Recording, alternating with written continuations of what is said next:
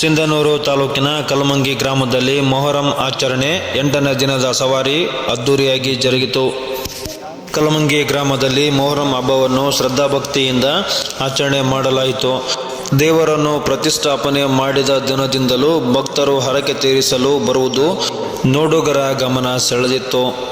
ಈ ಕಲಮಂಗಿ ಗ್ರಾಮದಲ್ಲಿ ಹಿಂದೂ ಮುಸ್ಲಿಂ ಭಾವೈಕ್ಯತೆಯ ಸಂಕೇತ ಎಂದು ಈ ಕಲಮಂಗಿ ಗ್ರಾಮ ಪ್ರಸಿದ್ಧಿಯನ್ನು ಪಡೆದಿದೆ. ಯಾವುದೇ ಭೇದ ಭಾವವಿಲ್ಲದೆ ಹಬ್ಬ ಆಚರಣೆ ಮಾಡುವುದು ಇಲ್ಲಿಯ ಸಂಸ್ಕೃತಿಯಾಗಿದೆ.